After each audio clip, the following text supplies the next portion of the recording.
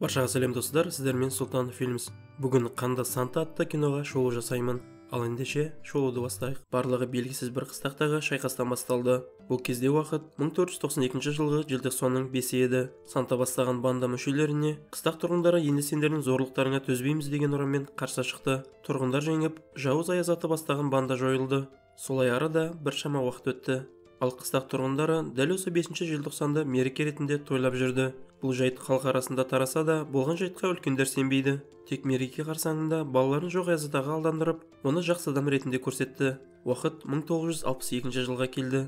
Қарапайым отбасындағы екі бауыры жаңа жылды тойламақ. Бала үйінен тысқары шыққанда айқай шуды естиді. Бұл уақытта оның үйіне аяз ата келген болатын. Қорадағы шошқаларын бір көріп, оларды тыныштандырып, қайтып үйге келе жатқанда шатыр үстіндегі аяз атаны көреді. Кейін оның соңынан ілесе адамдары да шықты. Осылай бұл бала аман сау қалды. Алайда аяз ата мен оның адамдары үй ішіндегі оның отбасы мүшелерін түгелімен қырып кетті. Үйге кіріп ешкімнің жоқтығын байқаған бала қатты айқайлайды. Арада 42 жыл өтті. Жаңағы бала ер жетіп, қазір детектив болып жұмыс жасайды. Сол оқиғадан соң жаңа жыл тойланатын уақытта аяз ата тағы да келеді деген күдікпен қатты дайындалады. Ол кек алу сәтін күтуде. Оған қоса өзінікіндей оқиға басқаларында болмас үшін әскерді жинап, мереке қарсаңында қауіпсіздікті бақылайды. Алайда басқалары оның бұл істерін құп көрмеді. Сондықтан ол кісіні демалысқа жіберді. Дәл осы қаладағы студент жігіт Фрэнк айдың толғанын байқайды. Ол жаңа жылда аяз ата болып киініп алған. Универде болатын жаңа жылдық кеште осылай көңіл көтермекші. Жолай көлікпен келе жатқанда әжетханаға шыққан Фрэнкті көреміз. Ал көлік ішінде отырған достарына Сантаның жауыз әскері аяусыздықпен шабуылдайды. Фрэнк көріп қатты қорқады.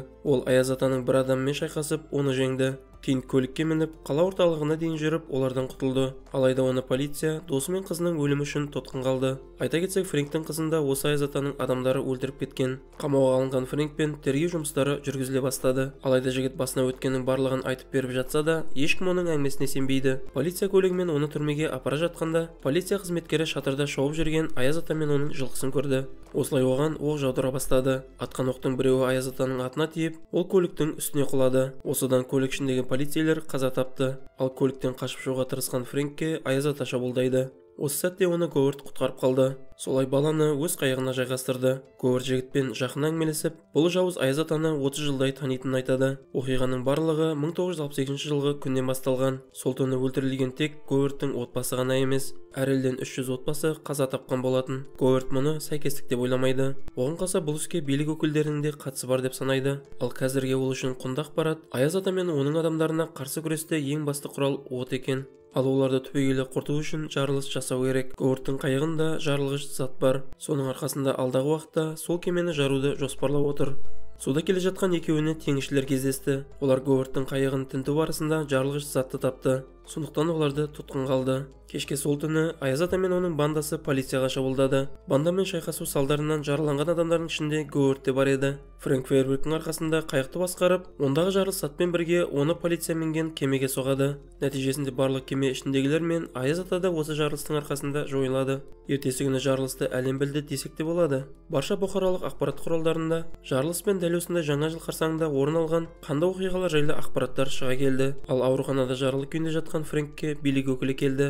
Оның басты айтқандары, Фрэнк көргендерін құпияда ұстауы керек. Билік те соны қалап отыр. Сонда ғана ел аяз атаны жақсы кейіпте бұрынғыдай көріп жүретін болады. Кейін жігітке құпияны ұстағаны үшін деп ақша ұсынады. Фрэнк те іштей оның бұл ұсынысына келіскендей болды. Сәлден соң Фрэнкке жаңа қызы келіп, қамқорлық жасайды. Осылайша Қанда Санта атты фильм соңына жетті. Достар, арнаға тіркеліп лайк басуды ұмытпағайсыздар. Келесі кездескенше.